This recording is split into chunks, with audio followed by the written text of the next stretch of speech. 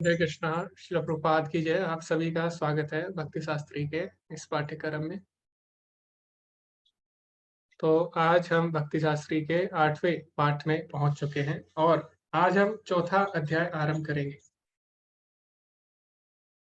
तो इससे पहले हम जानेंगे पिछले पाठ में हमने क्या क्या सीखा। तो पिछले पाठ में हमने पढ़ा वर्णाश्रम धर्म के बारे में, विस्तार से पढ़ा। धर्म क्या है, वर्णाश्रम धर्म क्या है, उसका उद्देश्य क्या है, ये भी हमने जाना। कृष्ण वर्णाश्रम धर्म का पालन क्यों करते हैं, ये भी हमने देखा। भगवान ने बोला चातुर्वर्ण में सिस्टम है ना, वो हम आज भी चर्चा करेंगे इसकी। भगवान ने बोला मेरे लिए कोई भी कर्म नहीं है करने को, लेकिन फिर भी मैं क्यों कर्म करता हूँ, ताकि बाकी लोग उसका अनुसरण करें। तो हमें अनुसरण करना चाहिए, भगवान या जो आचार्य लोग करते हैं उसका अनुकरण नहीं करना। तो अनुसरण और अनुकरण दोनों में हमने अंतर देखा। उसके बाद हमने देखा कि किस प्रकार हम वर्णाश्रम व्यवस्था को इस्कॉन में क्या, किस तरीके से हम इसको आज के समय में क्या इसकी उपयोगिता है, उसकी हमने चर्चा की। फिर अर्जुन ने युद्ध ना करने के यहाँ पे चौथा कारण लिखा है, लेकिन चारों कारणों पे भगवान ने प्रतिक्रिया दी और पांचवें कारण असमंजस पे भी भगवान ने बोला।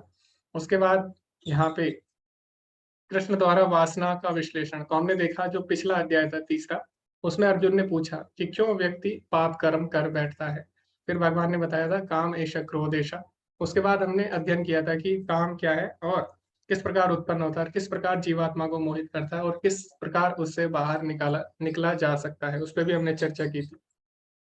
तो इसी के साथ आज हम चौथे अध्याय में पहुंच चुके हैं। तो चौथे अध्याय का नाम है दिव्य ज्ञान।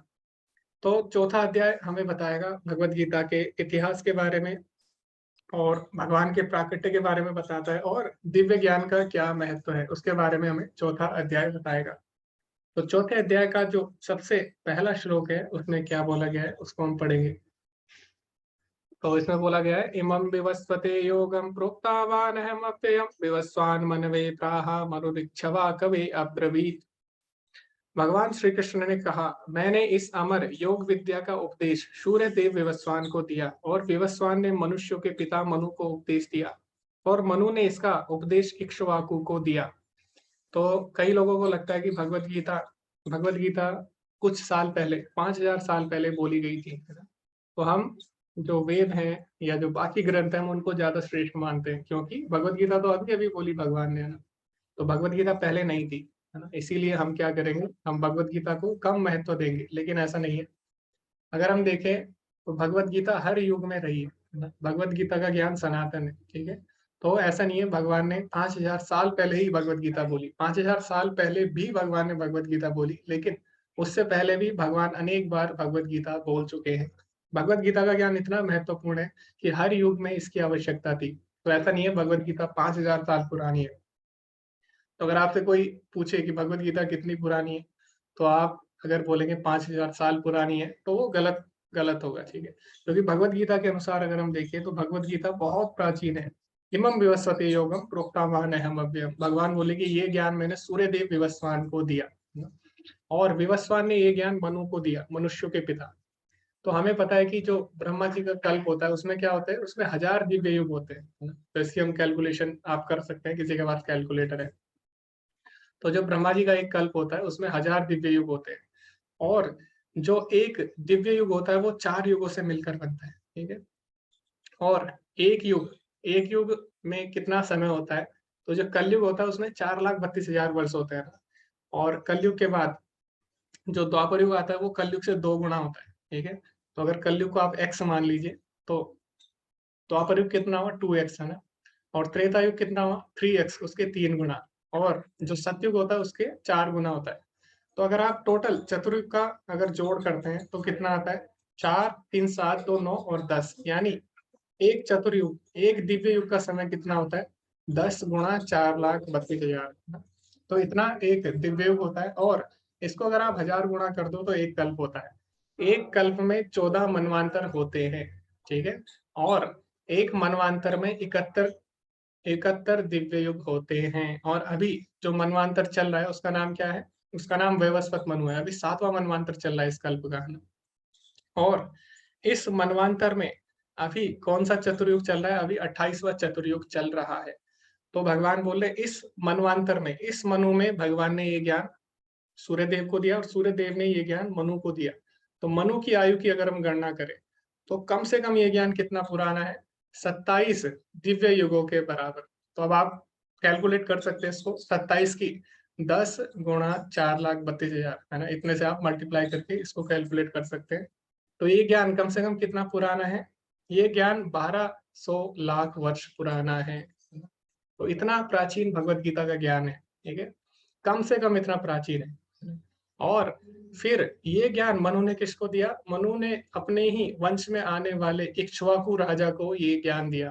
तो राजा इक्ष्वाकु जो थे वो कौन से युग के थे? हमें पता है कि जो राजा इक्ष्वाकु थे वो जिसमें भगवान श्री राम का जन्म हुआ था, सूर्य वंश में उसके राजा थे, ठीक है। तो सूर्य वंश यानी जो सूर्य वंश था वो कब था? भगवान राम का जब अवतरण हुआ था वो कब हुआ था? वो हुआ था त्रेता युग में, है ना। तो त्रेता युग का अगर आप समय की गणना करें तो कितना हुआ लगभग? तो आप देखिए कितना, जो द्वापर युग है उसकी अवधि कितनी हुई? 8 लाख के लगभग हुई, है ना। 8 लाख समय बीत चुका है। और उसके बाद त्रेता युग कितना हुआ? 4,32,000 के 3 गुना हुआ, लगभग 12 लाख के बराबर, है ना।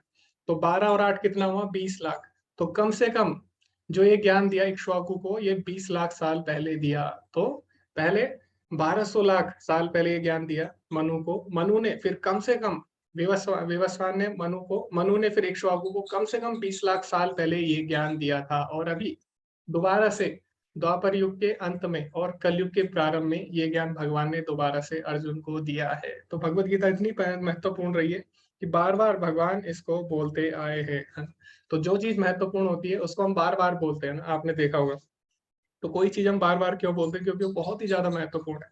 तो इसीलिए भगवान ने भगवत गीता का ज्ञान बार बार दिया है, ठीक है। ओके, तो आगे भगवान क्या बोलते हैं? एवं परंपरा प्राप्ति इमं राजऋषो विदु सकाले नेह महता योग नष्टा परंतपा। इस प्रकार यह परम विज्ञान गुरु परंपरा द्वारा प्राप्त किया गया और राज ऋषियों ने इसे इसी विधि से समझा, किंतु काल क्रम में यह परंपरा छिन्न हो गई, अतः यह विज्ञान यथारूप में लुप्त हो गया लगता है। तो अभी हम देखेंगे, इसके बारे में पढ़ेंगे प्रभुपाद जी क्या बोलते हैं। तो सबसे पहले हमें पता लगता है कि भगवत गीता का ज्ञान किस प्रकार आया? गुरु शिष्य परंपरा में। तो जो ज्ञान का प्रवाह है वो कैसा होना चाहिए? वो गुरु शिष्य परंपरा में होना चाहिए, प्रमाणिक संप्रदाय द्वारा होना चाहिए, गुरु शिष्य परंपरा में, ठीक है। तो जैसे अगर आपको मैथ पढ़नी है तो आप किसके पास जाओगे? जो मैथ के टीचर है उनके पास जाओगे। क्यों?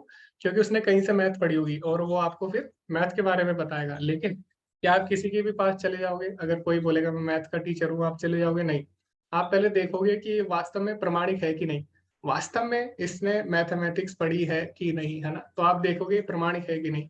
इसी प्रकार अगर हमें भगवत गीता का ज्ञान चाहिए या हमें कोई भी शास्त्रों का ज्ञान चाहिए तो हम जिस गुरु के पास जा रहे हैं हमें देखना होता है कि गुरु गुरु शिष्य परंपरा में यानी प्रमाणिक गुरु शिष्य परंपरा में आता है कि नहीं, ठीक है। लेकिन आजकल ऐसा नहीं होता। आजकल क्या होता है, लोग यूट्यूब देख लेते हैं ना, और यूट्यूब पे क्या है, यूट्यूब पे कोई भी कुछ भी बोल सकता है और लोग उसको सच मान बैठते हैं। तो अगर हमें दिव्य ज्ञान, अगर हमें शास्त्रों का ज्ञान चाहिए तो हमें यूट्यूब से नहीं, यूट्यूब पे भी डिवोटीज की वीडियो है, आप उससे देख सकते हैं। लेकिन ऐसा नहीं है कि आप किसी से भी कुछ भी सुन लो, है ना, और उसका कुछ भी निर्णय निकाल लो। तो हमें देखना होता है कि कोई जिससे भी हम सुन रहे हैं भगवत गीता या कोई भी शास्त्र, वो गुरु शिष्य परंपरा में, प्रमाणिक गुरु शिष्य परंपरा में आते हैं कि नहीं। तो जो पद्म पुराण है उसमें 4 संप्रदायों की चर्चा हुई है कि कलयुग में कलो भवति चतुर संप्रदाय, यानी कलयुग में 4 संप्रदाय होंगे और उनके नाम भी दिए हैं, ठीक है। तो 4 प्रमाणिक संप्रदाय कौन से हैं ये हम अपनी तरफ से नहीं बोल सकते ना। ये शास्त्रों में दिया है कि कलयुग में 4 प्रमाणिक संप्रदाय कौन से होंगे। तो क्या कोई बता सकते हैं 4 प्रमाणिक संप्रदाय कौन से हैं कलयुग में? आप हैंड रेस कर सकते हैं।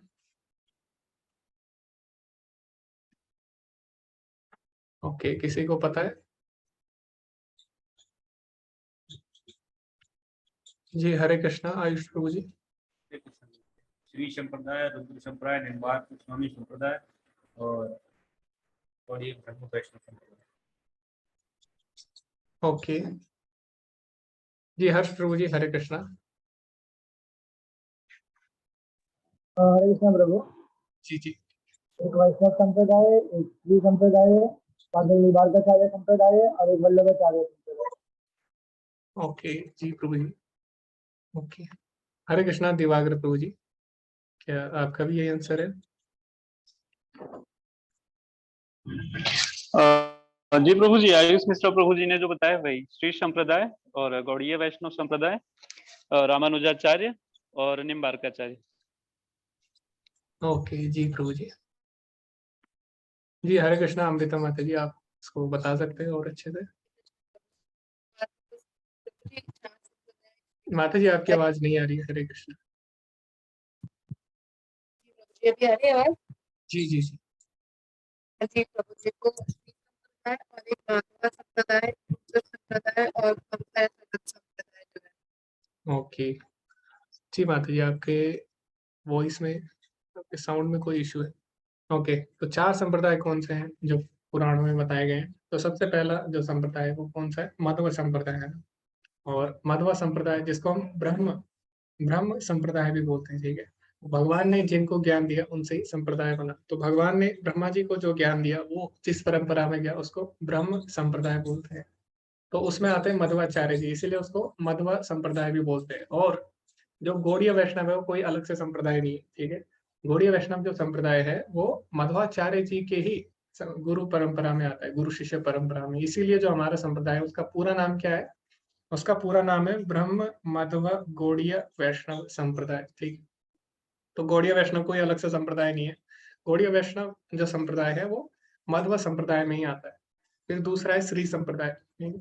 श्री संप्रदाय के जो प्रमुख आचार्य हुए वो कौन थे? रामानुजाचार्य थे। तो इसीलिए उसका नाम रामानुज संप्रदाय भी है। और इसमें हम देखते हैं, इसमें आगे जाके इसमें भी डिवीजन हो जाते हैं, ठीक है। इसकी भी सब ब्रांचेस है। तो जैसे कि नॉर्थ साइड यानी उत्तर भारत की साइड जो मुख्य रूप से श्री संप्रदाय की ब्रांच है वो कौन सी है? रामानंदी संप्रदाय, है ना। तो वो है। और इस तरह निम्बार्क संप्रदाय है ना। तो निम्बार्क संप्रदाय कौन सी है? जो निम्बार्क आचार्य से हुई, यानी कुमार संप्रदाय, 4 कुमारों को जो भगवान ने ज्ञान दिया। तो श्री संप्रदाय किससे हुआ? लक्ष्मी से। भगवान ने माता लक्ष्मी को जो ज्ञान दिया उससे। फिर 4 कुमारों को जो संप्रदाय जो ज्ञान दिया उससे कुमार संप्रदाय बना। उसके बाद रुद्र संप्रदाय यानी शिव जी से जो संप्रदाय आरंभ हुआ वो रुद्र संप्रदाय कहलाता है, ठीक है। तो इस प्रकार 4 संप्रदाय हैं। रुद्र संप्रदाय में कौन है? प्रमुख आचार्य विष्णु स्वामी है, ठीक है। तो आपको चारों संप्रदाय और उसके आचार्यों के नाम कम से कम इतना पता होना चाहिए, और थोड़ा थोड़ा लगभग सबके बारे में पता होना चाहिए, क्योंकि चैतन्य महाप्रभु ने जो अचिंत्य भेदाभेद सिद्धांत दिया है वो चारों संप्रदाय का समन्वय करके दिया, ठीक है। उनको कंबाइन करके फिलोसॉफी को चैतन्य महाप्रभु ने सामने रखा, ठीक है। ओके, तो आगे हम पढ़ते हैं। रूपा जी क्या बोलते हैं, क्यों यह परंपरा नष्ट हो गई, ठीक है। लेकिन उससे पहले मेरा आपसे एक और प्रश्न है।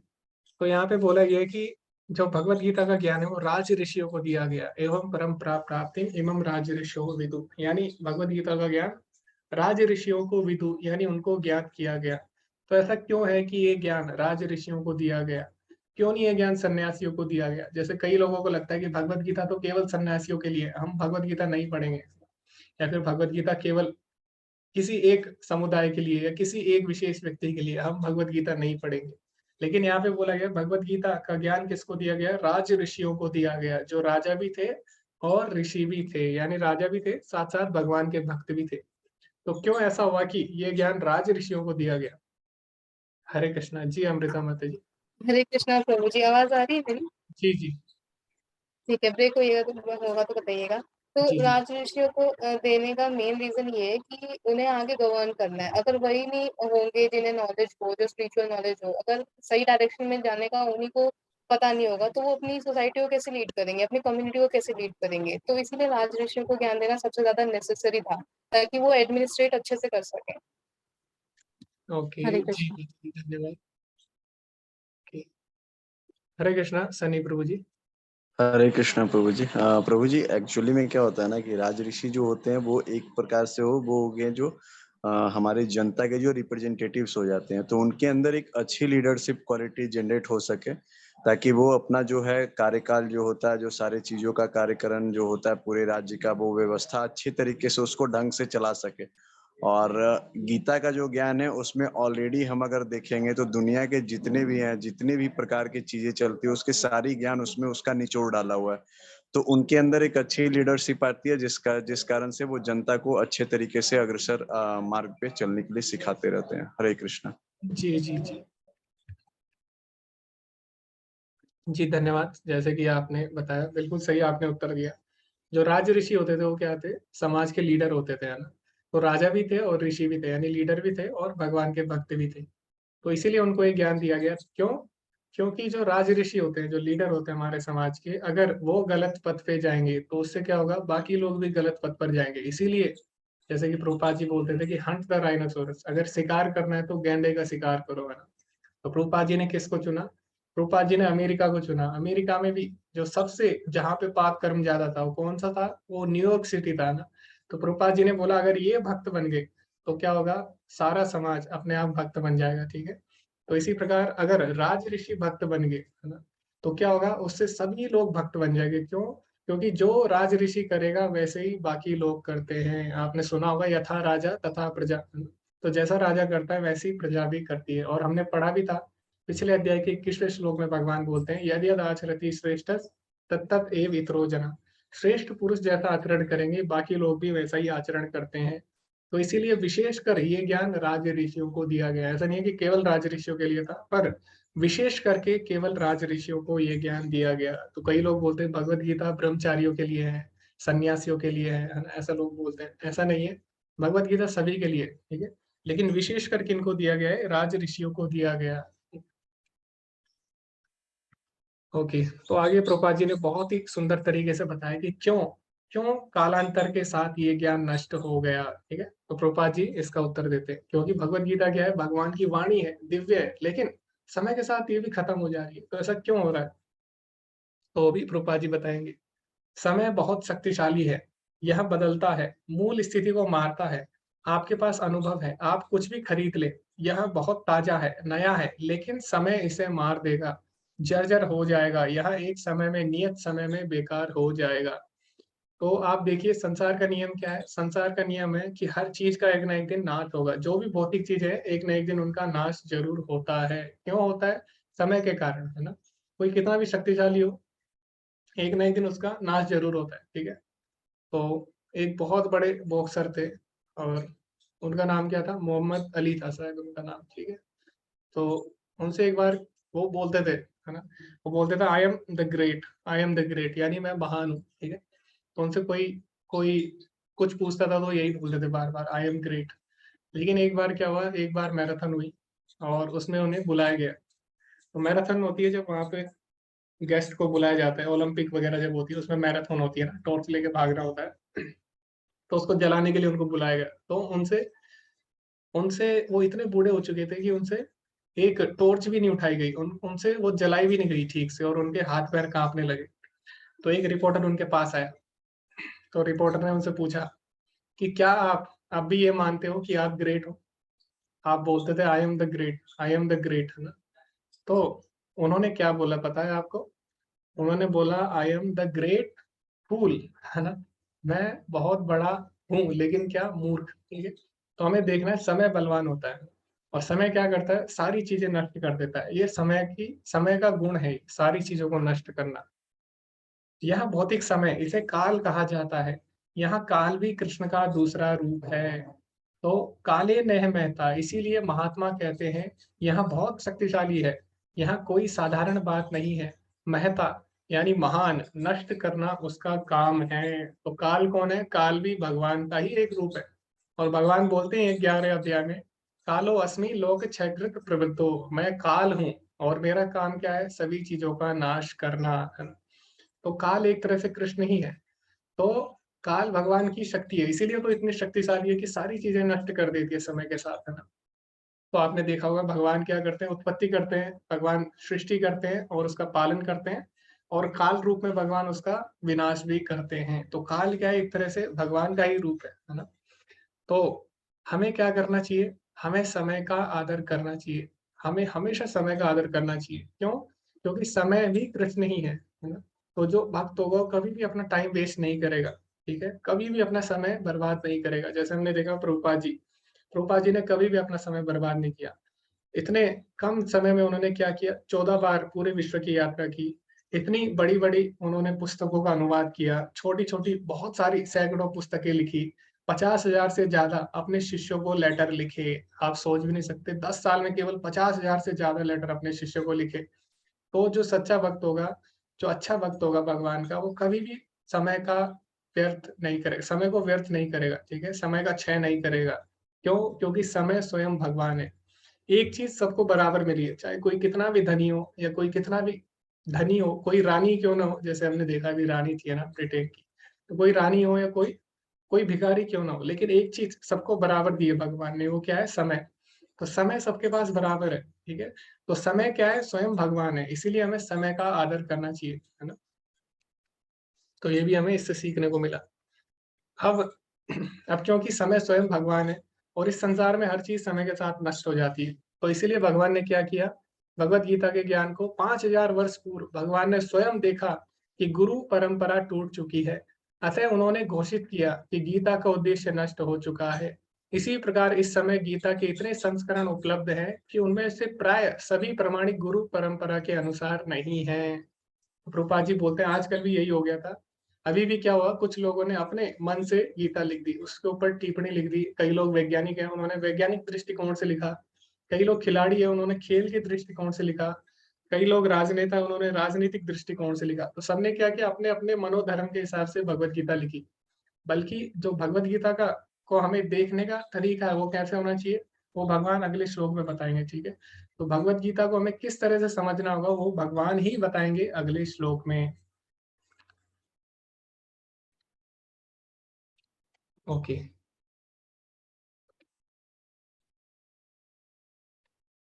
तो तीसरे श्लोक का हम पढ़ेंगे। तो तीसरे श्लोक में भगवान स्वयं बताते हैं, स एवायं मया ते यत् योगः प्रोक्ता पुरातन भक्तोऽसि मे सखा चेति रहस्यम् एतदुत्तमम्।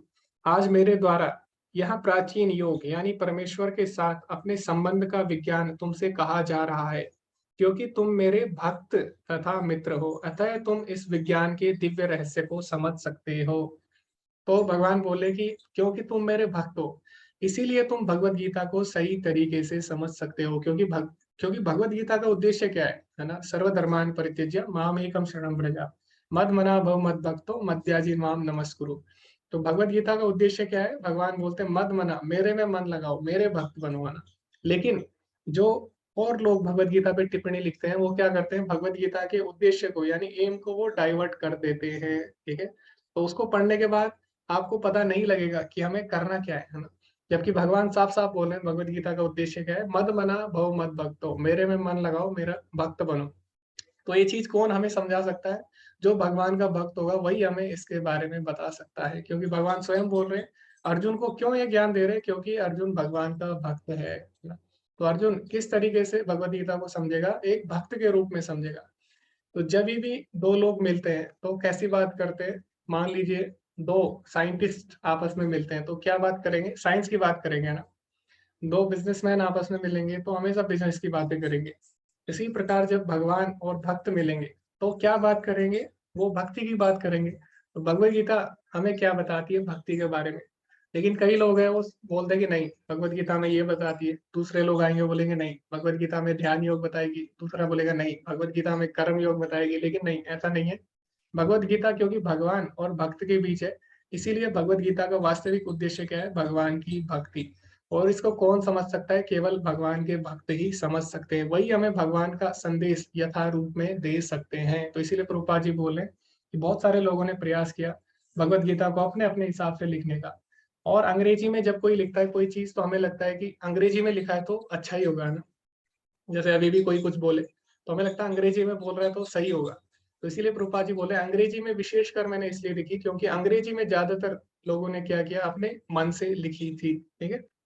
तो ये प्रभुपाद जी बताते हैं और इससे हमें पता लगता है कि भगवद गीता को अगर सीखना है तो उसके लिए क्या योग्यता चाहिए। तो प्रभुपाद जी अपने इंट्रोडक्शन में भी लिखते हैं, प्रस्तावना में, कि अगर आपको भगवद गीता समझनी है, भगवद गीता का वास्तविक अर्थ समझना है, तो कम से कम आपको मानना होगा कि कृष्ण भगवान है, तभी आप भगवद गीता को समझ सकते हैं ना।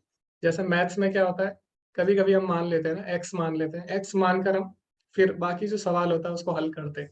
इसी प्रकार आपको भगवद गीता समझनी है, तो आपको भक्ति की दृष्टि से समझनी होगी, आपको कम से कम भगवान को, कृष्ण को भगवान मानकर भगवत गीता समझनी होगी, तभी आप समझ सकते हैं। तो ये भगवत गीता समझने की योग्यता है। अभी क्या होता है, अभी जैसी भगवान अर्जुन को बताते हैं कि मैंने सूर्य देव को ये ज्ञान दिया और भगवत गीता का ज्ञान इतना महत्वपूर्ण रहा, ठीक है, और समय के साथ ये नष्ट हो गया, फिर मैं दोबारा तुम्हें ये ज्ञान दे रहा हूँ। तो अर्जुन को लगता है कि नहीं, ऐसा कैसे हो गया, क्योंकि भगवान तो मेरे मित्र हैं, उनका जन्म मेरे साथ ही हुआ है, तो ऐसा कैसे हो गया कि भगवान ने 12 करोड़ साल पहले ये ज्ञान सूर्य देव को दिया, ऐसा कैसे हो गया, क्योंकि वो तो मेरे साथ के हैं, मेरे मित्र हैं, ठीक है। तो यही बात अर्जुन भगवान से पूछते हैं। तो भगवान इसका क्या उत्तर देते हैं, तो पहले मेरा आपसे प्रश्न है कि भगवान ने बोला कि भक्तोऽसि मे सखा चेति, कि हे अर्जुन तुम मेरे भक्त हो, भगवान ने बोला इससे पहले। लेकिन अभी हम देखते हैं कि अर्जुन भगवान से ऐसा प्रश्न पूछ रहा है, नास्तिक वाला ना, कि आप सूर्य देव को ये ज्ञान कैसे दे सकते हैं, क्योंकि आप तो मेरे साथ हो, मेरे सखा हो, मेरे साथ के हो। तो अर्जुन ने भगवान को ऐसा क्यों बोला, जबकि अर्जुन तो भगवान का भक्त है, उसे पता होना चाहिए कि भगवान तो अनादि है ना। भगवान आद्यो पुराण पुरुषम नव यौवनम च, भगवान आदि पुराण पुरुष है, उसको पता होना चाहिए। लेकिन वो भगवान से बोला कि आप तो मेरे साथ के हो, तो आपने ये ज्ञान सूर्य देव को कैसे दिया। तो अर्जुन ऐसा क्यों पूछ रहा है भगवान से, नास्तिकों वाले प्रश्न क्यों पूछ रहा है। जैसे नास्तिक लोग बोलते हैं कि कृष्ण तो 5000 साल पहले आए थे, ठीक है, और ऐसे अर्जुन भी बोल रहा है कि तुम तो मेरे साथ वाले हो, तो तुमने ये ज्ञान सूर्य देव को कैसे दिया। तो ऐसा क्यों बोला अर्जुन ने। जी हरे कृष्णा मोहित प्रभु जी। हरे कृष्णा प्रभु जी। जी। प्रभु जी, अर्जुन इस चीज को समझता तो था, लेकिन वो प्रामाणिक रूप में इस चीज को जानना चाहता था, इसलिए उसने पूछा। Okay okay. तो प्रभु जी ने बोला कि भगवान अगर प्रामाणिकता दे तो इससे बात सिद्ध हो जाएगी, इसलिए उसने ये पूछा। हरे कृष्णा श्वेता माता जी। हरे कृष्णा प्रभु जी। अर्जुन ने वो ये सवाल हम लोगों के लिए पूछा कि उनके बाद जो भी भगवत गीता पढ़ेंगे, जिन्हें कृष्ण पे उतना विश्वास नहीं होगा, उनके लिए, ताकि हमारे लिए वो पूछ रहे थे। ओके जी माता जी धन्यवाद। तो माता जी ने बोला अर्जुन हमको रिप्रेजेंट करते हैं, हमारी तरफ से वो पूछ रहे हैं। जी हरे कृष्णा सन्नी प्रभु जी। हरे कृष्ण प्रभु जी। एक्चुअल में ये जो थी ना सब प्रभु जी की, मतलब जो मन इच्छा यहाँ पर थी वो एक्चुअली में अर्जुन की नहीं थी। वो मन इच्छा एक्चुअली में जो वास्तविक थी वो श्री कृष्ण की थी, क्योंकि श्री कृष्ण खुद चाहते थे कि अर्जुन उनसे ऐसा सवाल करे जो कि वो रिप्रेजेंटेटिव जो अर्जुन रिप्रेजेंट कर रहा है वो एक तरह से पूरी जनता, पूरे विश्व का रिप्रेजेंटेटिव वहां पे बन के गया था। तो वो चाह रहे थे कि जनता में किसी प्रकार का कंफ्यूजन न हो, मेरे भक्त ही मुझसे ऐसा सवाल पूछे ताकि उसकी एक विश्वसनीयता जो है वो पूरे विश्व में और पूरे पृथ्वी पर बन सके। हरे कृष्ण। जी जी धन्यवाद प्रभु जी। ओके, तो अभी मृणल माता जी को चांस नहीं मिला था। हरे कृष्णा मृणल माता जी, आप कुछ बोलना चाहते हैं इसमें। हाँ, हरे कृष्ण प्रभु जी। तो अर्जुन ने ऐसा क्वेश्चन इसलिए किया क्योंकि जो असुर प्रवृत्ति के लोग हैं उनको ये एक्सेप्ट नहीं होता है कि श्री कृष्ण पुरुषोत्तम भगवान है। तो मतलब उनको दिखाने के लिए भी, और असुर प्रवृत्ति के लोग श्री कृष्ण कौन है इसकी विश्लेषण ना करे और श्री कृष्ण खुद ही इसका जवाब दे, इसीलिए ऐसा क्वेश्चन किया। जी धन्यवाद माता जी। तो असुरों को ये, असुरों की मतलब असुर लोग ये प्रश्न पूछेंगे आगे जाके, तो इसलिए अर्जुन ने ये प्रश्न पूछ लिया ताकि जो असुर लोग हैं उनके डाउट्स क्लियर हो जाए। जी अमृता माता जी, आप कुछ ऐड करना चाहेंगे इसमें। जी हरे कृष्णा प्रभु जी। वैसे तो प्रहलाद माता जी ने ऑलमोस्ट बता दिया सब कुछ। तो एग्जैक्टली वही है कि हमारी प्रवृत्ति यही है कि हम भूल जाते हैं। जैसे हम, हमारा शाश्वत संबंध है बट हमें ये रिमेम्बर नहीं है कृष्णा को है। तो ये कैसे पता चलेगा कृष्णा को है। तो हमें वो पता करने के लिए, हमारी असुरी बुद्धि ना हो उसे चेंज करने के लिए अर्जुन का ये डाउट आया, सो दैट हमें भी पता चले कि हाँ जो हमारा रिलेशन है वो इटर्नल है, बट हम भूल चुके हैं। वो कृष्णा हमें, हमारा रिलेशन तब से है और वो हमसे, हमें तब से देख रहे हैं जब हम खुद को नहीं देख सकते थे। हमें नहीं पता हमने कितनी लाइफ ट्रैवल की है, बट कृष्णा को पता है। तो ये सब चीजें कैसे पता चलेंगी, वो तो बोलनी पड़ेगी ना भगवान को खुद से, और तभी जी हम जी बिलीव करेंगे। जब रिटर्न में कुछ होता है या ऑलरेडी किसी ने बोला होता है तभी हम बिलीव करते हैं। तो ये एक रीजन है।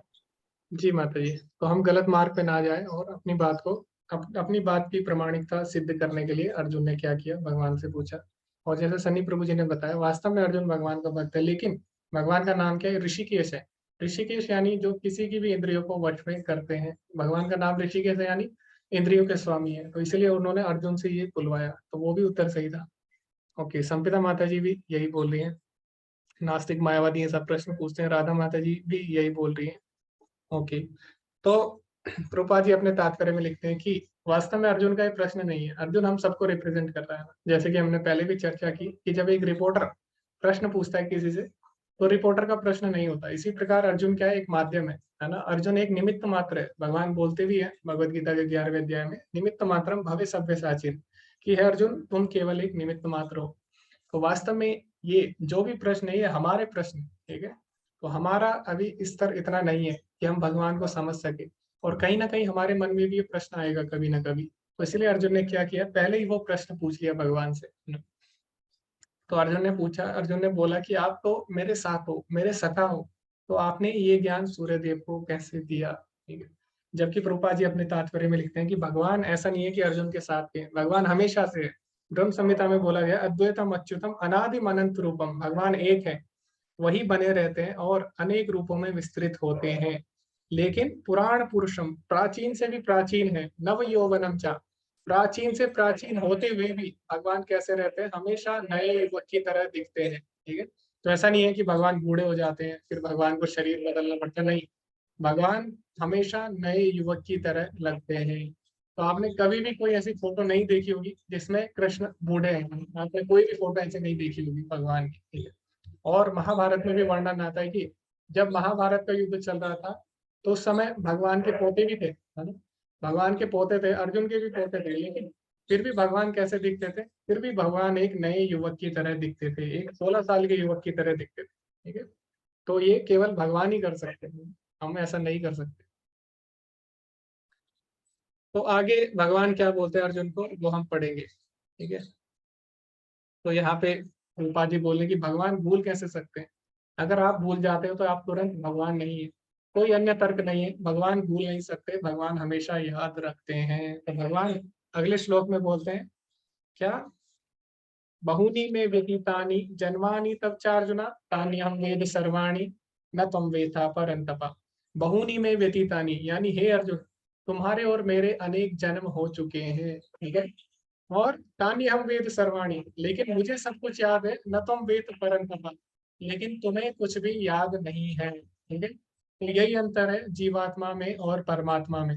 तो भगवान कभी भी नहीं भूलते, भगवान कुछ नहीं भूलते, लेकिन जीवात्मा हमेशा भूलती रहती है, हमेशा याद करती है और भूलती रहती है, याद करती है भूलती रहती है। तो प्रभुपाद जी क्या बोलते हैं, भगवान कैसे भूल सकते हैं, अगर आप भूल जाते हो तो आप तुरंत भगवान नहीं है, कोई अन्य तर्क नहीं है, भगवान भूल नहीं सकते, भगवान हमेशा याद करते हैं। तो ऐसा प्रभुपाद जी क्यों बोल रहे हैं, ऐसा इसलिए बोल रहे हैं क्योंकि मायावादी बोलते हैं कि हम भगवान हैं, लेकिन किसी कारणवश हम भूल गए कि हम भगवान हैं, और अगर हमें ध्यान लगाएंगे, हम ध्यान करेंगे, तो हमें दोबारा याद आ जाएगा कि हम लोग भगवान हैं, ठीक है। ऐसा मायावादी बोलते हैं। तो प्रभुपाद जी बोलते हैं मायावाद रास्ते कहते हैं मैं भगवान है, अब मैं माया के भ्रम में हूँ, मैं अपने आप को भूल गया हूँ कि मैं भगवान हूँ, और ध्यान से मैं भगवान बन जाऊंगा। यह सब बकवास है, कोई नहीं, भगवान खुद को नहीं भूल सकते, तो वहां भगवान नहीं है। जो अपने आप को भूल गया वो भगवान कैसे हो सकता है।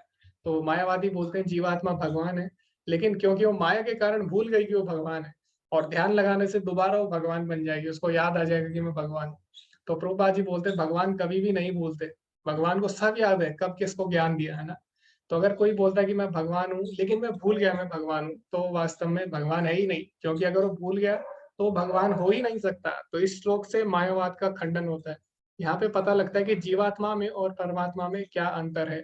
जीवात्मा को कुछ भी याद नहीं रहता, जबकि भगवान को सब कुछ याद रहता है। तो एक और चीज है, इसका हम अभी चर्चा करेंगे। तो गोपाल जी अपने तात्पर्य में लिखते हैं कि आपने क्या खाया, आपने 3 दिन पहले क्या खाया, आपको ये भी याद नहीं होगा दिन में आपने 3 दिन पहले क्या खाया। चलिए ठीक है, उसके लिए आप थोड़ा दिमाग लगाएंगे, लेकिन 3 महीने पहले आपने दिन में क्या खाया, आपको ये भी याद नहीं होगा। तो आप इसी से समझ सकते हैं कि वास्तव में हम लोग भगवान नहीं है, लेकिन भगवान को सब याद है कि कब किस क्षण उन्होंने क्या किया। ना केवल अपने बारे में, बल्कि भगवान को सबके बारे में पता है। हमें तो केवल अपने बारे में पता लगा सकते हैं हम थोड़ा ध्यान करके कि हाँ 3 महीने पहले हमने ये किया, है ना, लेकिन हम दूसरे का नहीं बता सकते। तो यही अंतर है हम में और भगवान में। भगवान को ना केवल अपने बारे में पता है बल्कि सारे जीवात्माओं के बारे में पता है। और भगवान 13वें अध्याय में भी बोलते हैं, क्षेत्रज्ञम चापि माम विधि सर्व क्षेत्रेषु भारत, यानी जितने भी शरीर है, जितने भी क्षेत्र है, सबका एक और क्षेत्रज्ञ है। वो कौन है? क्षेत्रज्ञ चापि माम विधि, मैं हूँ, मैं भी सबके बारे में जानता हूँ। तो हमारे शरीर के दो क्षेत्रज्ञ हैं, एक है आत्मा, एक है परमात्मा। तो हमारा शरीर के बारे में हर आत्मा अपने शरीर के बारे में थोड़ा थोड़ा जानती है, लेकिन जो दूसरा क्षेत्रज्ञ है वो भगवान है। भगवान सारे शरीरों के बारे में जानते हैं। ठीक है, ये हम पढ़ेंगे 13वें अध्याय में। अभी हमें क्या करना है? अभी हमें ग्रुप डिस्कशन करना है। तो आपको क्या करना है? 6 से लेके 9 तक श्लोक पढ़ने हैं, उनका तात्पर्य पढ़ना है और उनसे क्या क्या मुख्य मुख्य बिंदु हैं उनको आपने बताना है। और आपको क्या करना है? आपको अभी समय कितना हो रहा है? 37 हो रहा है, तो आपको 47। ओके, आपको जल्दी से करना होगा, जितनी जल्दी हो सके, क्योंकि 9 बजे हमारे गेस्ट आएंगे। आज स्पेशल गेस्ट हमने बुलाए हैं। तो ओके, तो आप 47 या 45 46 तक आप इसको कर सकते हैं। ठीक, तो आपको 6 से लेकर 9 तक श्लोक पढ़ने और उनसे मुख्य मुख्य बिंदु आपको बताने, जल्दी जल्दी, है ना, आपको पॉइंट टू पॉइंट बताने, और फिर हम उन पे चर्चा करेंगे। तो मैं ब्रेकआउट रूम बना रहा हूँ। अभी 23 लोग हैं, तो ओके, 7 लोग लगभग एक ग्रुप में रह सकते हैं। 7 लोग शायद ज्यादा हो जाएंगे, पर हमें जल्दी इस पे चर्चा करनी होगी।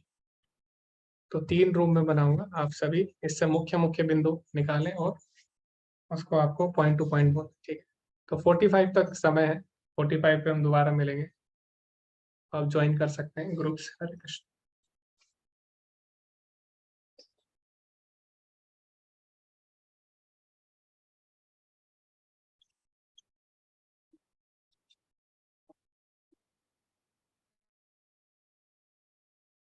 ओके, तो हम कंटिन्यू करेंगे एक बार जो भी हमने डिस्कस किया अभी। तो अभी ये सरप्राइज था, ये सबको मोटिवेट करने के लिए। तो अभी हम और अच्छे से डिस्कस कर सकते हैं। ओके, तो हम चर्चा कर रहे थे भगवान के प्राकट्य के बारे में और सभी ग्रुप्स ने अच्छे अच्छे पॉइंट्स रखे। तो जैसे कि हमने बताया कि भगवान क्यों आते हैं। तो कई लोगों को लगता है कि भगवान धर्म की स्थापना करने आते हैं, दुष्टों का नाश करने आते हैं, वो भी है। लेकिन भगवान का प्राथमिक कर्तव्य होता है अपने भक्तों को आनंद देना। ठीक है, अपने भक्तों के लिए भगवान आते हैं। तो जब हिरण्यकश्यपु को मारना था और भगवान प्रकट हुए थे नरसिंह देव के रूप में, तो ऐसा नहीं है कि भगवान हिरण्यकश्यपु को मारने के लिए आए थे। हिरण्यकश्यपु को भगवान कैसे भी करके मरवा सकते थे। ठीक है, उसके लिए भगवान को खुद नहीं आना पड़ता है ना।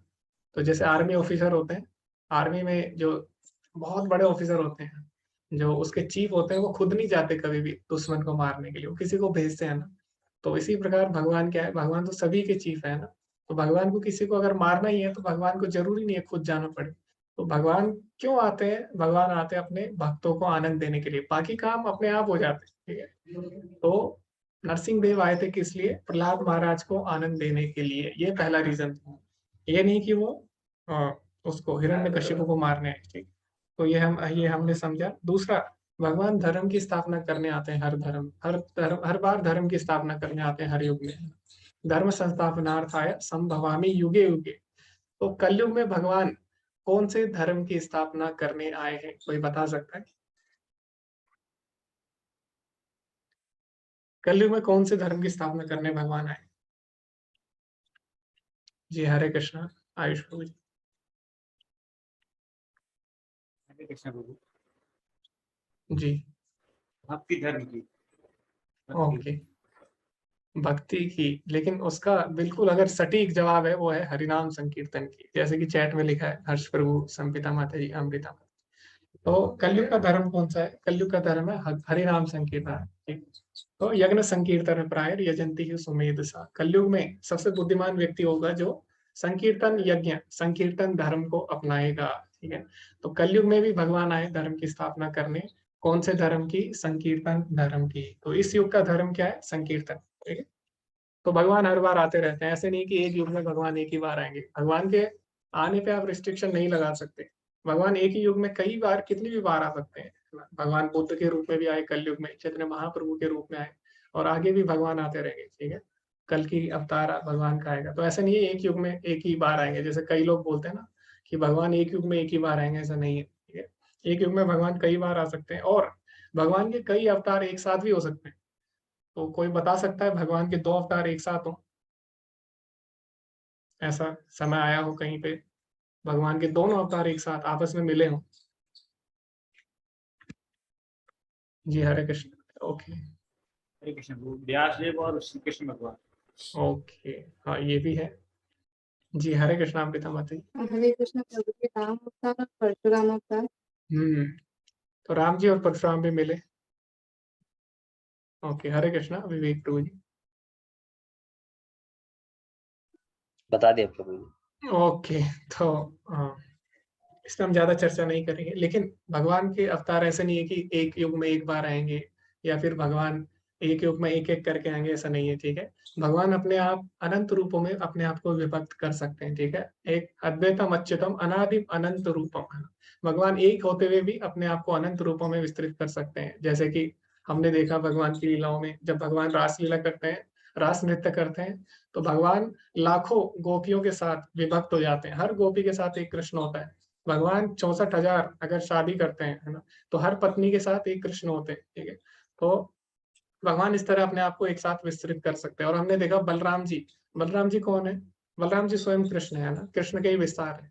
तो भगवान अपने विस्तार के साथ एक साथ भगवान अनेक जगह पे रह सकते हैं। गोलोक एवं निवसति अखिलात्म भूतो, ब्रह्म संहिता में बोला गया कि गोलोक में रहकर भी भगवान कहाँ रहते हैं? पूरे विश्व में व्याप्त रहते हैं।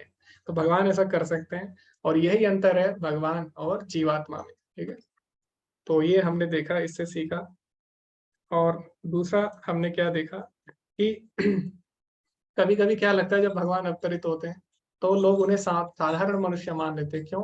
क्योंकि कुछ कुछ लीलाएं भगवान ऐसे करते हैं कि हमें लगता है कि भगवान साधारण मनुष्य है। जैसे भगवान का जन्म होता है, तो जन्म मनुष्य का भी होता है। कई लोगों को लगता है कि ये भी हमारी तरह है, लेकिन उनको पता नहीं है जब भगवान प्रकट हुए तो भगवान ने चतुर्भुज रूप धारण किया, ये बताने के लिए कि मैं स्वयं नारायण हूँ, है ना। तो ये बताने के लिए भगवान चतुर्भुज रूप धारण करते हैं और भगवान बात करते हैं। ठीक है, तो कोई बच्चा पैदा होता ही अपने माता पिता से बात नहीं करता। आपने देखा नहीं होगा कि कोई बच्चा पैदा हुआ अपने माता पिता से बात करने लग गया। ठीक है, तो ऐसा नहीं होता। तो इसी प्रकार भगवान भी है। भगवान, हमें लगता है कि कुछ लीलाएं हमारी तरह है, मनुष्य की तरह है, लेकिन ऐसा नहीं है। भगवान बोले जन्म कर्म च मे दिव्यम, मेरे जन्म और कर्म दोनों दिव्य हैं। और श्रीमद् भागवतम में एक श्लोक आता है, उसमें क्या बोला गया है? कृतवान किल कर्माणि सह रामेण केशवा, कि भगवान ने बलराम के साथ बहुत ही गूढ़ लीलाएं की। ठीक है, बलराम जी के साथ मिलके। और अतिमर्त्यानि भगवान गूढ़ा कपट मानुषा, तो भगवान को कपट मानुष बोला गया है। कपट मानुष मतलब क्या है? कि जो मनुष्य की तरह लगते हैं लेकिन मनुष्य है नहीं, यानी फेक मनुष्य, है ना। बाहर से मनुष्य लगेंगे लेकिन वास्तव में वो मनुष्य नहीं है। तो इसीलिए भगवान का एक और नाम है कपट मानुषा। ठीक है, तो इससे हम ये समझ सकते हैं। तो बहुत चीजें हैं डिस्कस करने के लिए, लेकिन अभी समय हो चुका है तो हम ज्यादा चीजें डिस्कस नहीं करेंगे और हम आगे बढ़ेंगे। जल्दी से हम इसको समाप्त करेंगे। ओके, तो जो चौथा अध्याय है उसमें हम क्या क्या मुख्यतः सीखते हैं। तो 1 से 10 जो श्लोक है वो हमें कृष्ण के बारे में, जो भगवत गीता है उसके दिव्य ज्ञान के इतिहास के बारे में हमें बताते हैं और भगवान की दिव्यता के बारे में बताते हैं, भगवान के जन्म और कर्मों के बारे में। फिर 11 से लेके जो 15 तक श्लोक है वो बताते हैं कि हमें सभी तरह से हम भगवान का ही अनुसरण करते हैं। तो चाहे आप कुछ भी करें, आप भगवान का ही अनुसरण करते हैं। ठीक है, तो चाहे आप देवी देवता की शरण में जाए तब भी आप भगवान का ही मार्ग फॉलो कर रहे हैं, या चाहे आप अगर नास्तिक है तब भी आप भगवान का ही पालन कर रहे हैं। और कुछ भी आप करते हैं तो एक तरह से आप भगवान का ही पालन कर रहे हैं। लेकिन अभी लोग बोलेंगे अच्छा कुछ भी करें तो हम भगवान को ही फॉलो कर रहे हैं, तो फिर हम कुछ भी करें, है ना। तो ऐसा नहीं है। ठीक है, तो मैं आपको उदाहरण देता हूँ। जैसे मान लीजिए आप कुछ नियमों का पालन करते हैं ना, तो कुछ नियमों का पालन करते हैं आप सरकार के, तो आप किसके नियमों का पालन कर रहे हैं? सरकार के। लेकिन अगर आप सरकार के नियमों का पालन नहीं करते तो फिर क्या करना होगा? आपको जेल के नियमों का पालन करना होगा। लेकिन जेल के नियम किसने बनाए? जेल के नियम भी सरकार ने बनाए, है ना। तो एक तरह से अभी भी आप सरकार को ही फॉलो कर रहे हैं, लेकिन अभी क्या है, अभी सही तरीका नहीं है ना। जेल में रहकर फॉलो करना और बाहर रहकर फॉलो करना फॉलो सरकार को ही है, लेकिन जेल में रहकर फॉलो करना सही नहीं है।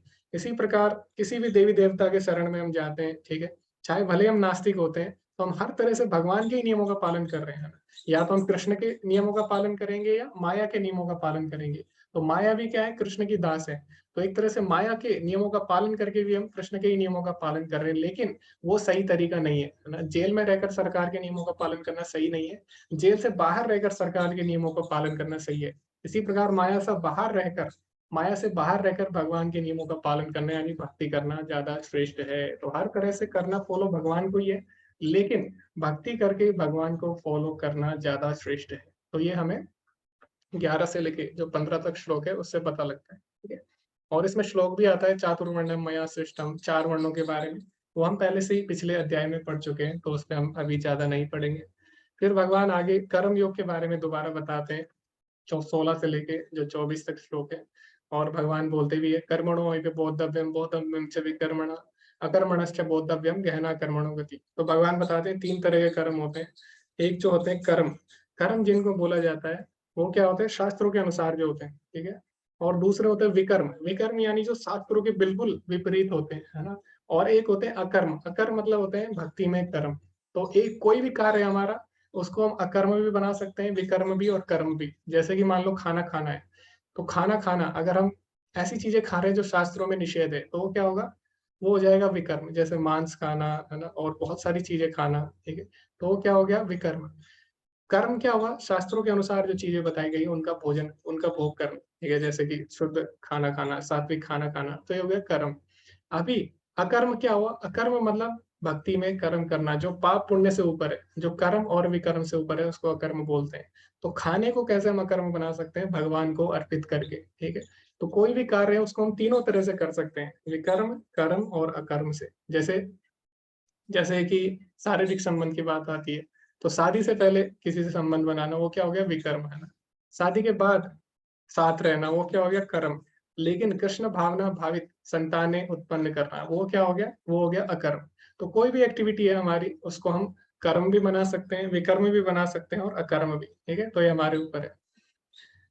ओके, तो अगला जो पार्ट है, अगला अंश है 25 से लेके 33 तक श्लोक। वो हमें बताते हैं कि किस तरह हर तरीके से हम दिव्य ज्ञान चाहते हैं, हर तरीके से हम ज्ञान के लिए प्रयास कर रहे हैं। तो हम देखते हैं भौतिक जगत में भी हम क्या करते हैं, ज्ञान के लिए हमें कितना हमें प्रयास करना पड़ता है ना। जब हमारी परीक्षा आती है, कई लोग क्या करते हैं, खाते भी नहीं है, सोते भी नहीं है, तो क्या करते हैं उस समय वो तप करते हैं ना। तो तप नहीं बोलेंगे उसको, उसे श्रम बोलेंगे। तो उस समय बहुत ज्यादा श्रम करते हैं। वही श्रम जब हम भगवान के लिए करते हैं तो उसको तप बोला जाता है। तो जो हम कठिन परिश्रम भौतिक जीवन में करते हैं, वही परिश्रम अगर हम भगवान के लिए करें तो उसको तप बोला जाता है। और भगवान बताते हैं इसमें कि कितने तरह के तप होते हैं, ठीक है। तो कितने तरह के यज्ञ होते हैं, द्रव्य यज्ञ, तपो यज्ञ, योग यज्ञ तथा परे, स्वाध्याय ज्ञान यज्ञश्च यतया संचिता व्रता। तो भगवान बोलते हैं दिव्य ज्ञान में आगे बढ़ने के लिए किस तरह के यज्ञ करते हैं हम, द्रव्य यज्ञ यानी मटेरियल सेक्रीफाइस, जिसमें हम अपनी वस्तुओं का दान देते हैं, ठीक है। तपो यज्ञ कठिन तपस्या करते हैं हम दिव्य ज्ञान के लिए, जैसे कि ध्रुव महाराज ने की, ठीक है। द्रव्य यज्ञ, तपो यज्ञ, योग यज्ञ, कई लोग अष्टांग योग करते हैं, ठीक है। और कई लोग स्वाध्याय यज्ञ करते हैं, कई लोग अपने आप पढ़ाई करते हैं, अपने आप पढ़ के ज्ञान लेते हैं। तो यहाँ पे भगवान बताते हैं कि दिव्य ज्ञान में आगे बढ़ने के लिए हर तरीके से हम तप करते हैं, लेकिन वास्तविक तरीका क्या है दिव्य ज्ञान लेने का, वो भगवान बताते हैं 34वें श्लोक में। तो वास्तविक तरीका जो है दिव्य ज्ञान का, वो क्या है, वास्तविक विधि तद्विधि प्रणिपातेन परिप्रश्नेन सेवया उपदेक्षन्ति ते ज्ञानम ज्ञानिनस्तत्त्वदर्शिना। जो वास्तविक विधि है, भले आप कुछ भी करें, तप करें, योग करें, स्वाध्याय करें, लेकिन वास्तविक विधि क्या है, भगवान बोले तुम गुरु के पास जाओ, सत्य को जानने का प्रयास करो, उनसे विनीत होकर जिज्ञासा करो, उनकी सेवा करो। स्वरूप सिद्ध व्यक्ति तुम्हें ज्ञान प्रदान कर सकते हैं, क्योंकि उन्होंने स्वयं सत्य का दर्शन किया है। तो जिसे खुद नहीं पता होगा मैथमेटिक्स क्या है, वो आपको मैथमेटिक्स कैसे बताएगा ना। तो जिसने सत्य का दर्शन नहीं किया, यानी जो भगवान का भक्त नहीं है, वो आपको भक्ति कैसे दे सकता है। तो हमें क्या करना है, जो भगवान के भक्त है यानी जो तत्वदर्शी है, उनकी शरण में जाना होगा। तो गुरु के क्राइटेरिया, गुरु का जो क्राइटेरिया है, ठीक है, गुरु की योग्यता क्या है, वो क्या होनी चाहिए, गुरु की योग्यता होनी चाहिए कि वो भगवान का भक्त होना चाहिए। तो चैतन्य चरितामृत में बोला गया क्या, कि विप्र के बन्यासी शूद्र के न हया, जे ही कृष्ण तत्व वेता से ही गुरु होया। कि विप्र यानी कोई कितना भी बड़ा पंडित क्यों न हो, कि न्यासी कोई कितना भी बड़ा सन्यासी क्यों न हो, कि शूद्र होया चाहे वो शूद्र ही क्यों ना हो, जे ही कृष्ण तत्ववेता, जो कृष्ण के बारे में जानता है, से ही गुरु होए, वही वास्तव में गुरु है। ठीक है, तो गुरु क्या होना चाहिए? गुरु वो होना चाहिए जो तत्वदर्शिना यानी भगवान के बारे में जानता है। ठीक है, तो ये गुरु की क्वालिफिकेशन होनी चाहिए। दूसरा यहाँ पे बताया गया कि शिक्षा या दीक्षा किस प्रकार लेनी है। सबसे पहले उनके शरण में जाना है, उनसे उनसे विनीत होकर जिज्ञासा करनी है। ऐसे नहीं कि आप चैलेंज चैलेंज करके आप क्वेश्चन पूछ रहे हैं, गुरु से नहीं। उनसे विनीत होके प्रश्न करने हैं। और जैसे कि अर्जुन ने किया, अर्जुन ने क्या किया? शिष्यस्तेहं साधिमाम त्वां प्रपन्नम, बोला कि मैं आपकी शरण में आता हूँ और आपसे जिज्ञासा करता हूँ और आपको अपना गुरु मानता हूँ, अपने को आपका शिष्य मानता हूँ। तो इस प्रकार हमें भी विनीत भाव से गुरु की शरण में जाना चाहिए। और जो मुख्य बात है वो क्या है? परिप्रश्नेन, उसके बाद सेवया, गुरु की सेवा भी करनी होती है। तो जब तक गुरु की कृपा प्राप्त नहीं होगी, दिव्य ज्ञान नहीं आपको प्राप्त हो सकता। ठीक है, तो जैसे होता है मेटीरियल ज्ञान में, क्या होता है संसार में, आप कोचिंग जाते हो, ठीक है, आजकल कोचिंग भी नहीं जाते, आजकल लोग ऑनलाइन ही पढ़ते हैं, है ना। तो उसमें क्या होता है, आप पैसे देते हो और जो टीचर होता है आपको बताता है और आप सीख जाते हो ना। तो पैसे दो और ज्ञान लो। लेकिन आध्यात्मिक ज्ञान में ऐसा नहीं है कि आप पैसे दो और ज्ञान ले लो, है ना। आध्यात्मिक ज्ञान कैसे मिलता है? जब तक गुरु की सेवा नहीं करोगे तब तक आध्यात्मिक ज्ञान नहीं मिलेगा, है ना। तो पैसों से आप दिव्य ज्ञान नहीं ले सकते, उसके लिए आपको गुरु की कृपा चाहिए। ब्रह्मंडे भ्रमिते कोनो भाग्यवान जीवा, गुरु कृष्णा प्रसादे पाए भक्ति लता बीजा। तो आपके अंदर जो भक्ति का बीज है वो गुरु और कृष्ण की कृपा से उपजेगा। ठीक है, पैसे से नहीं उपजेगा, है ना, भौतिक ज्ञान नहीं हो। तो गुरु क्या करता है? गुरु आपको दिव्य ज्ञान देता है ना। दिव्य ज्ञान हृदय प्रकाशित हो, जैसे कि हम पढ़ते भी हैं जब हम गुरु वंदना करते हैं, और गुरु वंदना करते हैं और जब हम मंगलाचरण करते हैं तो उसमें हम क्या बोलते हैं? ओम अज्ञानतिमिरान्धस्य ज्ञानांजन शलाकया, है ना, चक्षुरुन्मीलितं येन तस्मै श्री गुरुवे नमः। तो हम गुरु को नमन करते हैं, प्रणाम करते हैं। क्यों? क्योंकि उन्होंने मुझे दिव्य चक्षु दिए, जिससे कि मैं अंधकार से दूर होकर प्रकाश की तरफ आ पाया। तो गुरु हमें क्या करते हैं? दिव्य चक्षु देते हैं, जिससे हम कृष्ण के बारे में समझ पाते हैं और कृष्ण को देख पाते हैं, कृष्ण को जान पाते हैं। ठीक है, तो ये हमें इससे पता लगता है। तो इस पे हम चर्चा कर सकते थे, लेकिन अभी हमारे पास समय नहीं है। ठीक है, तो यहाँ पे बोला गया, सागर में कोई कितना ही कुशल तैराक क्यों ना हो, जीवन संघर्ष अत्यंत कठिन है। यदि कोई संघर्षरत तैरने वाले को आगे बढ़कर समुद्र से निकाल सकता है तो वहां सबसे बड़ा रक्षक है। तो इस संसार जो है एक ऐसा एक समुद्र की तरह है ना। तो भव सागर, इसीलिए इसको भव सागर बोला गया है। इसको भव तालाब या भव कट या भव नाली ऐसा नहीं बोला गया। तो जो संसार है इसको भव सागर बोला गया। सागर मतलब बहुत विशाल है। तो इससे आप अपने दम पे नहीं बाहर निकल सकते, चाहे आप कितना भी अच्छा तैराक क्यों ना हो, वो समुद्र को कभी पार नहीं कर सकता। तो इसी प्रकार कोई कितना ही अच्छा क्यों ना हो, बिना गुरु की कृपा के वो भगवान को प्राप्त नहीं कर सकता। इसीलिए जब अर्जुन भगवान की शरण में गए तो एक भक्त के रूप में नहीं गए, एक शिष्य के रूप में भगवान की शरण में गए, है ना। तो भगवान सामने होते हुए भी वो भगवान को डायरेक्ट भगवान की तरह नहीं, बल्कि उन्होंने उनको शिष्य की तरह अप्रोच किया। ठीक है, तो गुरु बहुत ही महत्वपूर्ण है। दूसरा हम देखते हैं कि जब भगवान राम को शिक्षा लेनी थी तो वो वशिष्ठ मुनि के आश्रम में गए। इसी प्रकार भगवान श्री कृष्ण संदीपनी मुनि के आश्रम में गए। तो भगवान के उन्हें तो कोई जरूरत नहीं है शिक्षा की, है ना। वो तो सारे वेद उन्हीं से प्रकट होते हैं। भगवान बोलते भी हैं 15वें अध्याय के 15वें श्लोक में, वेदिश्च सर्वेर अहमेव वेद्यो वेदांत कृत वेद विद एव चाहम, यानी वेदों को रचने वाला भी मैं ही हूँ और वेदों को जानने वाला भी मैं हूँ। फिर भी भगवान गुरु की शरण लेते हैं, क्यों? हमें बताने के लिए कि गुरु कितना इम्पोर्टेंट है, गुरु कितना महत्वपूर्ण है। इसीलिए भगवान स्वयं गुरु की शरण में जाते हैं। ठीक है, तो इसीलिए बिना गुरु के हमें हमें भगवत प्राप्ति नहीं हो सकती। भगवान ये उदाहरण हमारे लिए स्थापित करते हैं। तो प्रभुपाद जी बोलते हैं, तो हमें सैकड़ों और हजारों आध्यात्मिक गुरुओं की आवश्यकता है जो इस कृष्ण विज्ञान को समझ चुके हैं और दुनिया भर में प्रचार कर रहे हैं। तो हमारा मिशन क्या है? हमारा मिशन यही है कि सब गुरु बने, ठीक है, सब गुरु बने और सब कृष्ण भावनामृत का प्रचार करें। प्रभुपाद जी बोलते हैं, ठीक है, हमारा आज्ञा ना गुरु होए। तो ऐसा चैतन्य महाप्रभु ने भी बोला है कि हमारी आज्ञा है कि सब गुरु हों और सब कृष्ण भावनामृत का प्रचार करें। इसलिए हमने इस संघ का निर्माण किया है और हम सभी ईमानदार आत्माओं को समाज में भाग लेने और आध्यात्मिक गुरु बनने के लिए आमंत्रित करते हैं और दुनिया भर में इस विज्ञान का प्रचार करें। इस ज्ञान की बहुत आवश्यकता है। तो प्रभुपाद जी बोलते हैं बहुत जरूरी है प्रचार करना, उसके लिए हमें कुछ गुरु चाहिए। और गुरु कैसे बनेंगे? जब हम प्रचार करेंगे।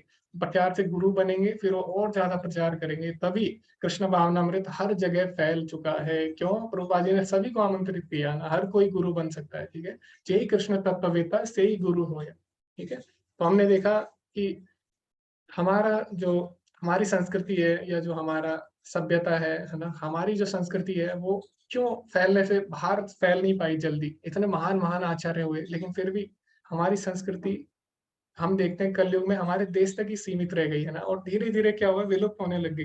क्यों होने लगी? क्योंकि जो कई संप्रदाय उनका ये मानना था कि हर कोई गुरु नहीं बन सकता, ठीक है।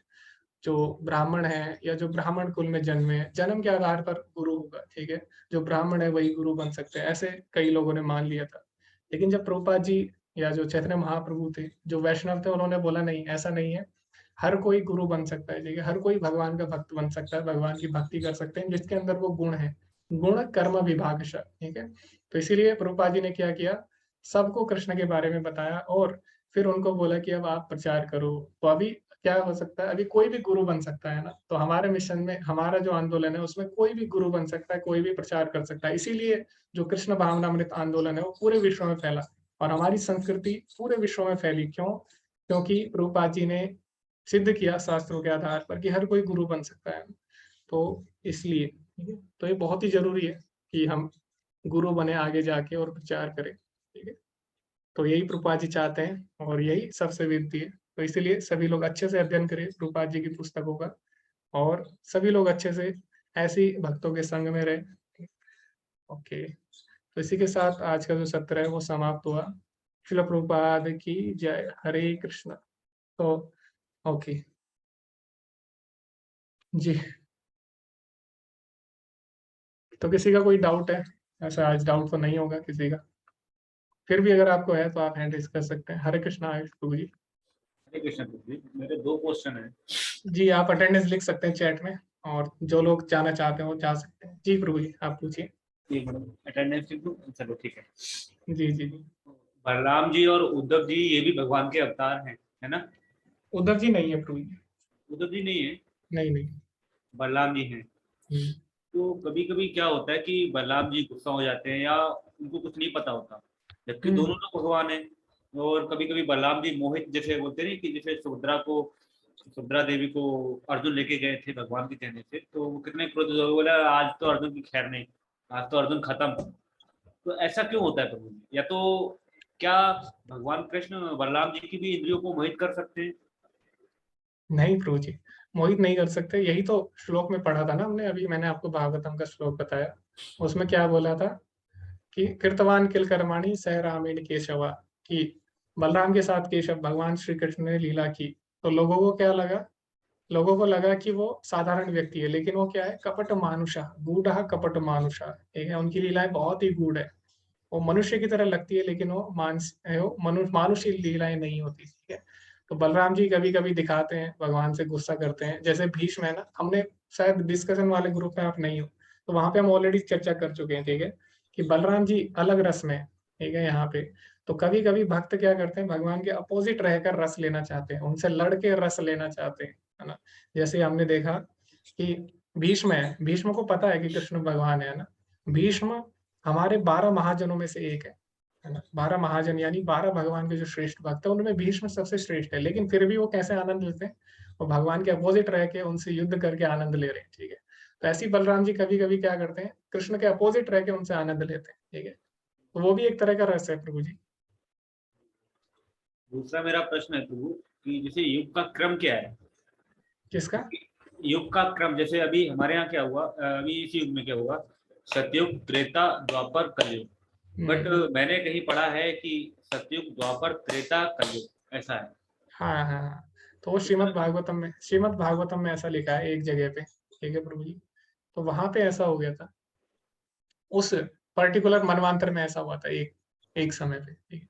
लेकिन जनरली साधारणतः रहता है कि पहले सतयुग आता है, उसके बाद त्रेता आता है। त्रेता यानी जिसमें 3 पैर होते हैं धर्म के, तो इसीलिए उसको त्रेता बोला जाता है। द्वापर यानी 2 पैर, है ना। उसके बाद कलयुग आता है, बिना पैर होगा, उसमें उड़ने लग जाते हैं। तो नहीं, तो वो युग का क्या रहता है, मतलब सतयुग, त्रेता, द्वापर, कलयुग? हाँ हाँ जी प्रभु। लेकिन वो अच्छा, एक बार हुआ था कि द्वापर हाँ, में नहीं हुआ था? एक बार ऐसा आया था और उसकी चर्चा है प्रभु जी, और ऐसा श्रीमद् भागवतम में आपने पढ़ा। स्टोरी है कुछ उसमें? वही हाँ, मैंने और श्रीमद् भागवतम में, तो उस समय ऐसा हुआ था। हाँ, क्योंकि उसमें लिखा था सतयुग, द्वापर, त्रेता। जी जी। ठीक है, ओके, हो गया। हरे कृष्णा जी। हाँ, तो ओके, और किसी का कोई प्रश्न है आप पूछ सकते हैं, या कुछ शेयर करना चाहते हैं आप कर सकते हैं। जी हरे कृष्णा, ज्योत्सना माता जी। जी माता जी, हरे कृष्णा। हरे कृष्णा प्रभु जी। प्रभु जी एक बात बताइए कि बहुत से लोग कहते हैं कि राधा रानी को सिंदूर नहीं लगाना चाहिए, तो क्या ये बात सही है? चंदन ही लगाना चाहिए खाली? ओके, तो आयुष प्रभु जी बता सकते हो, मंदिर में रहते हैं। जी हरे कृष्णा आयुष प्रभु जी, आप सिंदूर लगाते हैं या चंदन लगाते हैं प्रभु जी? सिंदूर लगता है प्रभु? चढ़ता है? लगाते हैं सिंदूर। हाँ, हम भी लगाते थे, पर वो कई लोगों ने कहा राधा रानी को सिंदूर नहीं चढ़ता, ये है और वो है, इसलिए बहुत लोग सारी बोलते हैं चीजें। ना कि वो राधा रानी के साथ शादी नहीं हुई, इसलिए उनको सिंदूर नहीं लगा तो सकते। तो वो शादी उनकी हुई तो थी ना, दूसरे रूप में भगवान ने की थी, अभिमन्यु कहते हैं इनको। भगवान ने तो हर एक गोपी के साथ शादी की थी, क्योंकि जब हाँ वही तो, दिखाया शादी मैं तो की सुना थी लेंगे। राधा रानी से। बट वही है ना कि मतलब कहते तो हमको ये प्रश्न पूछना था बहुत दिन से कि ऐसा है कि नहीं, और प्रश्न तो यही सब चीजें हैं कि इस तरह की छोटी छोटी चीजें हैं ना, रोज के जो डेली पूजा में है वो रहती है। कई बार अब इस टाइम दिमाग में नहीं आ रही, ये आया तो मैंने पूछ लिया। ठीक है प्रभु जी, अब नेक्स्ट टाइम जो आएगा फिर पूछ आपको लेंगे। क्या करना है माता जी, आप इस्कॉन को फॉलो करना है। इस्कॉन क्या बोलता है, इस्कॉन के प्रति लोग तो आके ये बोलते हैं इस्कॉन वाले पागल है। अभी तो मेरे एक टाइम कुछ एक लोग बाबा जी बोल रहे थे कि ये तो विदेशी संस्था है, पैसा विदेश भेजते हैं। तो मेरा उनसे हम्म। क्या बोले उनको, तो लोग तो उल्टा सीधे बोलते हैं, वो हमको पागल बोलते हैं, हम उनको पागल बोलते हैं। अब कौन सही है? अरे आप प्रभु जी सब आप बोला बेटर जानते करो। हैं ना, जी प्रभु जी, है ना? तो लोग ऐसे क्या बोलते बहुत हैं लोग बस बोलते हैं। इस्कॉन का बस फॉलो करो। इस्कॉन क्या करता है, आप कोई भी प्रश्न होगी तो मुझसे पूछो कि क्या होता है, कैसे होता है। बाकी लोग आएंगे बोलेंगे ऐसा नहीं, ऐसा नहीं, ये तुम गलत कर रहे हो, ऐसे करो। मतलब ऐसे बोलते हैं ना, ऐसे वही होती है। ये कोई इच्छा होता है कि ये लो, ये हो गया, ये ऊपर चला जाएगा, ऐसे नहीं होता ना। अच्छा प्रभु जी एक चीज और बता दीजिए मुझे, ये बताइए, वो दिन मैंने आपसे पूछा था, ये गोपी चंदन व्हाइट होता है कि येलो होता है? मैं एक्चुअली ये हल्का येलो होता है, मतलब देखो ब्लैक भी आता है शायद, है ना प्रभु? जी, और ब्लैक वाला व्हाइट जो भी। होता है उसमें जो वृंदावन के जो राधा कुंड है उसकी मिट्टी मिक्स रहती है उसमें, ब्लैक वाले में। हाँ, और ये द्वारका से भी आता है, क्योंकि द्वारका में भी शायद कुछ गोपियों का तालाब है द्वारका ना। द्वारका में ही है गोपी कुंड जो मेन है ना, गोपी हाँ चंदन हाँ जहाँ हाँ से आता है हाँ वो द्वारका से ही आता है। हाँ, गोपी कुंड वहीं पे है, वहां पे मैंने पढ़ी थी कथा, उसके बारे में कथा नहीं बताएंगे अभी क्योंकि टाइम नहीं, लेकिन हमने जी पढ़ी है वो कथा। हमें ये बताइए प्रभु जी, मतलब इस्कॉन में कोई भी इस्कॉन, जैसे लखनऊ में जो मेरे पास इस्कॉन है, वहां जाके मांगेंगे तो मिल जाएगा यस, मिल गोपी जाएगा चंदन प्योर? जरूर। हाँ, गोपी चंदन हर मंदिर में मिलता है इस्कॉन के, तुलसी माला, गोपी चंदन, प्रभुपाद जी की पुस्तकें सब मिल जाएंगी हाँ आप। वो तो मैं वही मैंने कहा पूछ ले। अच्छा प्रभु जी ये बताइए कि जो तुलसी जी की माला होती है, वैसे तो मतलब हम जिनको पहनना है हमें लगता है प्योर है, लेकिन फिर भी कुछ पहचान आप अगर बता दे तो ज्यादा सही रहेगा। इस्कॉन से खरीदेंगे आपको प्योर ही मिलेगा, आपको कहीं जाने की जरूरत नहीं है। इस्कॉन से प्योर ही मिलेगा? यस, इस्कॉन धोखा नहीं अच्छा, करता। इस्कॉन धोखा नहीं करता ये हाँ, ये बात तो ठीक है। अच्छा एक चीज और बताइए प्रभु जी, एक मतलब पर्सनल क्वेश्चन है, मेरे मन में बहुत दिन से आ रहा है, मैं पूछूं कि ना पूछूं मुझे नहीं पता, समझ में नहीं आ रहा है। अंकित प्रभु जी बताइए, मैं पूछूं कि ना पूछूं? किससे पूछना है माता जी आपको, आयुष प्रभु जी आप से? ही से पूछना है। जी माता जी आप पूछ सकते हैं। प्रभु जी मुझे ये पूछना है कि जैसे जो है इस्कॉन से जो लोग जुड़ जाते हैं, या फिर जैसे बहुत ज्यादा मतलब डिवोशन में होते हैं, फिर एक चीज तो है कि जो भौतिक संसार की चीजें होती हैं वो कुछ ना कहीं अच्छी नहीं लगती, लेकिन हमारे सांसारिक लोग जो होते हैं, जो हमारे समाज में ज्यादा से ज्यादा हमारे फैमिली है या हमारे रिश्तेदार है, वो जुड़े होते हैं, तो जब वो हमारे साथ होते हैं तो हमसे कहीं ना कहीं उनकी तरह ही हमें रहना पड़ जाता है। हम भले कितनी कोशिश करें तो उनके साथ हमें रहना ही पड़ता है। तो ऐसे ही जो है क्या कहते हैं, ये सब चीजें होती हैं। एक प्रश्न मेरे मन में ये बार बार उठा, कई दिन से उठा, कि शादी को लेकर के बहुत सारी चीजों में ये चीजें कि जो है मतलब हमारा जो एक वो है कि जो शादी होनी चाहिए वो अलग लेवल से भगवान के जैसे भजन हो, भगवान की पूजा हो, भगवान के ही सब चीजें हो, और उसी में जो है हो जाए मंदिर में या इस तरह से। एक ये चीज है हो अच्छी तरह से। और मतलब कंठी माला पहनने में कोई शर्म नहीं, तिलक लगाने में कोई शर्म नहीं, ऐसा नहीं होना चाहिए, लेकिन और लोगों को होता है। तो क्या प्रभु जी लोगों के अकॉर्डिंग ही हम लोगों को चलना चाहिए कि हमें अपनी तरह से करना चाहिए जो हमारे मन में आ रहा है? नहीं माता जी, हमें ना अपने मन से चलना है ना हमें लोगों के मन से चलना है, ठीक है। हमें शास्त्रों के हिसाब से चलना होगा, क्योंकि इतना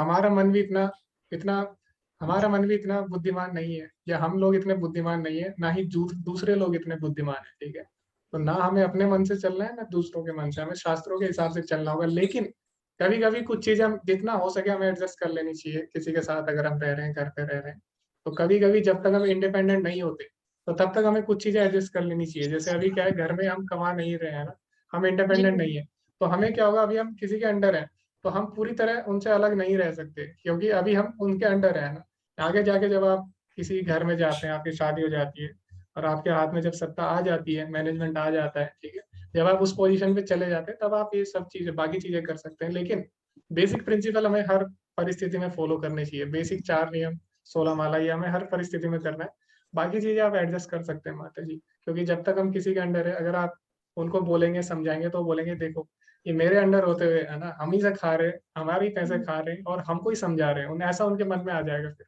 तो इसीलिए आप क्या करिए, उनको कुछ चीजें आप एडजस्ट करिए, लेकिन बेसिक चीजें सेम रखिए। दूसरा, क्या सही है क्या गलत, ये हमें अपने मन से जानना है ना दूसरों के मन से, ये शास्त्रों से पता लगेगा।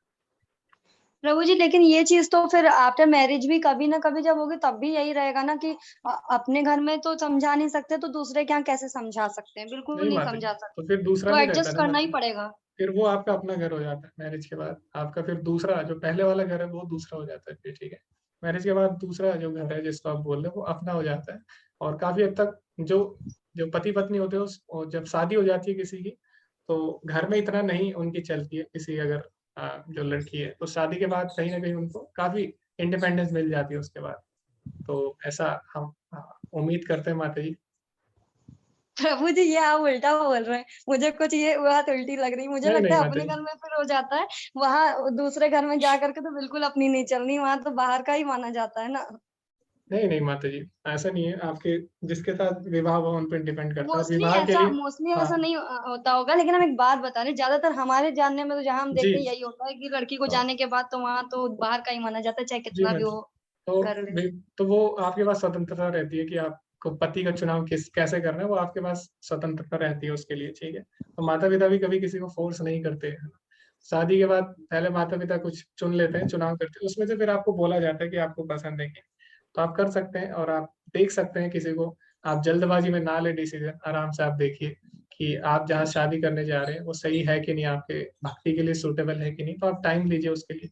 तो काफी हद तक आपके ऊपर है, आपकी इच्छा पे अगर आप अच्छे से चुनाव करेंगे तो आगे जाके अच्छा होगा माता जी। और कहीं ना कहीं ये फ्रीडम है सिलेक्शन की, है ना, चुनाव आप कर सकते हैं। जी प्रभु जी। जी जी ठीक है, थैंक यू प्रभु जी, हरे कृष्णा। जी, हरे कृष्ण। जी हरे कृष्णा, अमृता माता जी। हरे कृष्णा प्रभु जी। बस थोड़ा सा डाउट है मेरा। एक्चुअली मेरे से संडे क्लास में किसी बच्चे ने डाउट पूछा था और मैं आंसर नहीं कर पाई थी प्रॉपर। मेरे को मैं उसको उसके ऐसा सेटिस्फैक्ट्री आंसर नहीं दे पाई थी। तो उसने मेरे से पूछा कि जैसे हम जो भोग लगाते हैं कृष्ण जी को, तो ऑब्वियसली हम वेजिटेरियन भोग लगा रहे हैं, लेकिन स्टिल उसमें माइक्रोब्स तो है ही, या कोई कोई भी चीज़ है, तो ऐसा तो है हम जब भोग लगा रहे हैं तो वो शुद्ध हो जाता है फूड, है ना, भगवान काल के रूप में भी है और भगवान उसमें प्रसाद बना देते हैं, तो वो शुद्ध है। बट उसका क्वेश्चन था, बट अगर हम साइंटिफिकली देखें तो माइक्रोब्स तो अभी भी प्रेजेंट है, तो उसको हम्म, हम जस्टिफाई कैसे करेंगे? अगर मतलब मैंने उसे सारी चीजें बताई, बट पता नहीं क्यों वो ऐसे मायूस तो होके चुप हुआ, फिर जी उसको माता जी, उसको सेटिस्फेक्शन नहीं मिला। तो हमें जानना होगा जो माइक्रोब्स हैं उसमें, तो हर हम्म माइक्रोब्स हमारे पेट में मरती नहीं है, ठीक है। तो माइक्रोब्स इतने महीन, इतने सूक्ष्म होते हैं कि उनपे कई जो माइक्रोब्स हैं उनपे टेम्परेचर का बहुत रेंज तक असर हम्म भी नहीं होती उनपे, ठीक है। तो आप उनको खा भी लेते हैं तो एज इट इज आ जाते हो, ऐसा नहीं है कि वो मर जाएंगे पेट में जाके, ऐसा बिल्कुल नहीं होता। जैसे ये जाकिर नायक ने भी बोला था एक बार कि हम सांस लेते हैं उसमें भी तो वो होते हैं, है ना, बैक्टीरिया होते हैं, एग्जैक्टली। ठीक है। लेकिन ऐसा नहीं है कि वो मर जाते हैं हमारे सांस लेने से, है ना। कई बैक्टीरिया हमारे पेट में रहते हैं और वो उल्टा पेट में जाके डबल हो जाते हैं, ठीक है, तभी तो हमें बीमारियां होती है ना। तो वो ग्रो कर जाते हैं उल्टा, उन्हें अच्छा इन्वायरमेंट मिल जाता है। तो ऐसा नहीं हम सांस ले रहे हैं, खाना खा रहे हैं तो बैक्टीरिया मर जाएंगे। कई बैक्टीरिया हमारे सूटेबल होते हैं डाइजेशन के लिए, ठीक है, वो ग्रो कर जाते हैं हमारे पेट में। तो ऐसा नहीं है हर बैक्टीरिया यहाँ पे मर रहा है, ठीक है माता जी।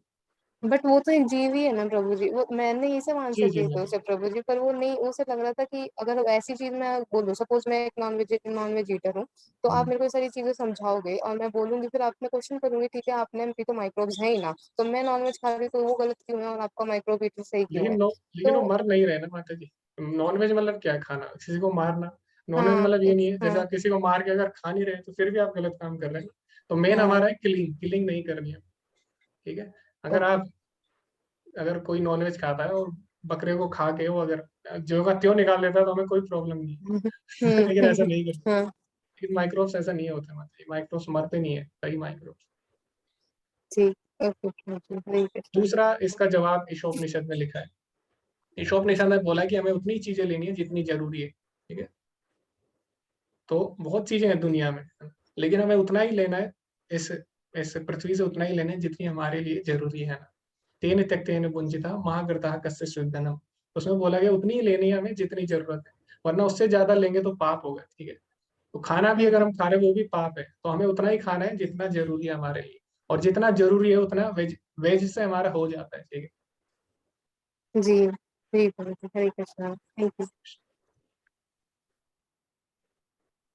हरे कृष्णा प्रभु जी, ये अभी प्रभु जी ने बात की, उन्होंने कहा था कि मतलब पहले मैरिज होता है उसके बाद लव होता है, ऐसे ही शास्त्रों में लिखा हुआ है। तो क्या शास्त्रों के हिसाब से लव मैरिज एक अपराध है? माता जी आपका बैकग्राउंड नॉइज आ रहा था, तो किसका आ रहा है? हरे कृष्णा प्रभु जी, आ रही है क्या मेरी आवाज? ओके जी माता जी, और किसी का बैकग्राउंड नॉइज आ रहा है, शायद आपका ही आ रहा है माता जी। तो मैंने आपको म्यूट कर दिया माता जी, आपका बैकग्राउंड नॉइज आ रहा था। तो यस, तो लव मैरिज और अरेंज मैरिज का क्या है शास्त्रों के हिसाब से? तो माता जी अपराध नहीं है, और कई तरह के विवाह है, शास्त्रों में कई तरह के विवाह है। तो एक है देव विवाह। देवी विवाह कैसे होता है? वो होता है कि सबके परामर्श से होता है, सबके सलाह से, ठीक है। उसमें सबकी अनुमति ली जाती है, सबसे पूछ के जो विवाह होता है देवी विवाह कहा जाता है। उसके बाद होता है गंधर्व विवाह, ठीक है। गंधर्व विवाह में क्या होता है? गंधर्व विवाह में लव मैरिज जैसे हम बोलते हैं वो गंधर्व विवाह था पहले, ठीक है। तो उसमें कोई किसी को पसंद करता है और उससे विवाह कर लेता है। फिर होता है राक्षसी विवाह, असुरी विवाह जिसको बोलते हैं। उसमें क्या होता है? बलपूर्वक किसी को किडनैप करके या अपना बल दिखा के किसी को, पहले जमाने में जैसे कई क्षत्रिय करते थे, तो क्या करते थे बलपूर्वक किसी को किडनैप करके, और बलपूर्वक किडनैप करके ऐसा नहीं है उसकी मर्जी के बिना शादी करते थे, लेकिन बलपूर्वक वो ले आते थे, फिर उनसे पूछते थे, फिर जाके विवाह होता था। जैसे कि भीष्म ने भी क्या किया था, 2 कन्याओं को ले आए थे, है ना, लेकिन उन्होंने विवाह करने से मना कर दिया। तो ऐसा नहीं है कि बलपूर्वक ले आए तो विवाह करना ही, तो उसके लिए इच्छा भी होनी चाहिए थी दोनों की। तो बलपूर्वक ले आए लेकिन उन्होंने अपने भाई से उनका विवाह कर दिया, ठीक है। तो तीनों तरह के विवाह हैं शास्त्रों में, और गलत सही क्या है माता जी, वो आगे डिपेंड करता है, आगे आप कैसे जीवन जीते हैं। अगर आपने देवी विवाह किया लेकिन उसमें भी आप भोग कर रहे हैं तो वो भी सही नहीं है, ठीक है। तो मेन है हमारा कृष्ण भावना भावित होना, ठीक है। तो विवाह किसी भी तरह से हो, लेकिन आगे अगर आप कृष्ण भावना भावित होते हैं, आपका आपका जो परिवार है वो कृष्ण भावना भावित होता है, तो ही वो विवाह सफल माना जाएगा। तो तीनों तरह के विवाह हैं, और 7 फेरे जब हम लेते हैं तो उस समय मुझे लगता है कि तीनों तरीके के विवाह उसमें सम्मिलित हो जाते हैं। तो जब हम मांग भरते हैं, तो वो आसुरी विवाह होता है। आसुरी विवाह में क्या करते थे? जो राजा होते थे वो अपना रक्त से भरते थे मांग, है ना। तो वो आसुरी विवाह होता है मांग भरने वाला। ऐसे ही सबके अलग अलग सिग्निफिकेंस है, यज्ञ जलाने वाला, वो देवी विवाह, फेरे लेने वाला, वो गंधर्व विवाह, ठीक है। तो तीनों तरह के विवाह हो जाते हैं उसमें, ठीक है माता जी। हरे कृष्ण। प्रभु जी, थैंक यू। हरे कृष्णा।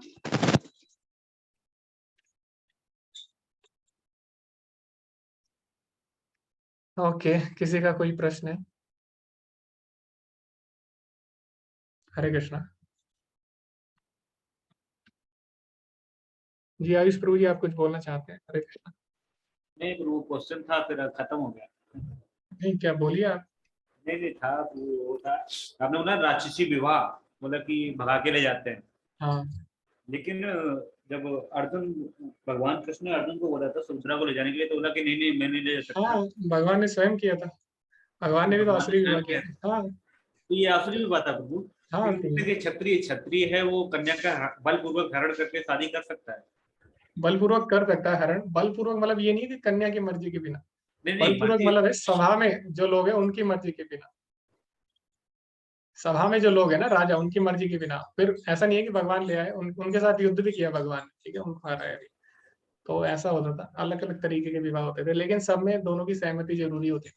तो जो असुरी विवाह होता था उसमें भी कन्या की सहमति जरूरी थी। तो लेकिन जैसे अगर जैसे कि हमने देखा ना, रावण जब सीता माता को ले गए थे, तो वो ले गए थे, लेकिन उसमें क्या था, सीता माता बिल्कुल भी सहमत ना होती, ठीक है, ना होती और ना हुई, तो इसीलिए वहां पे नहीं हुआ उनका विवाह ना। तो रावण ने पूरा प्रयास लगाया, लेकिन सीता माता ने बिल्कुल भी नहीं सुनी, क्योंकि सीता माता क्या है, सीता माता वो तो लक्ष्मी है, लक्ष्मी तो नारायण के साथ ही रहती है, तो वो अनसक्सेस था, ठीक है।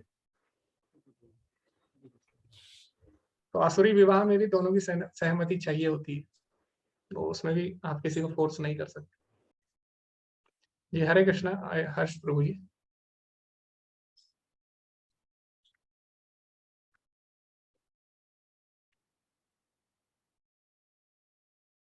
ओके, हर्ष प्रभु जी ने शायद दोबारा ज्वाइन किया है।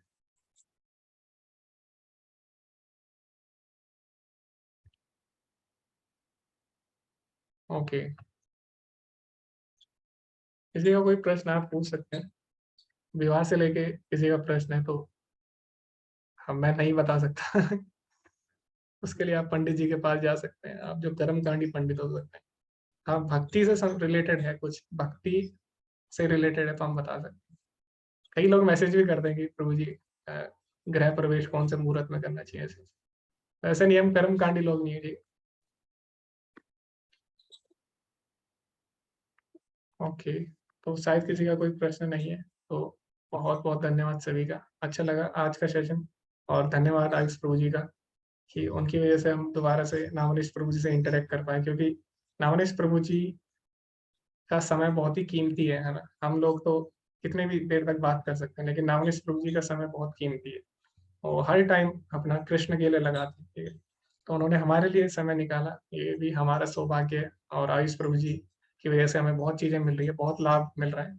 आपको कोई भी डाउट है, आप आयुष प्रभु जी से, मंदिर से कोई भी चीज आपको चाहिए हो, कुछ भी मंदिर से हेल्प चाहिए हो, या कुछ भी हो, तो आप आयुष प्रभु जी से डायरेक्ट बात कर सकते हैं। ठीक है, ओके। वांछा कल्पतरुभ्यश्च कृपा सिन्धुभ्येव च पतितनां पावनेभ्यो वैष्णवेभ्यो नमो नमः। अनंत कोटि वैष्णव वृंद की जय, श्रील प्रभुपाद की जय। हरे कृष्णा। धन्यवाद सभी का। हरे कृष्ण।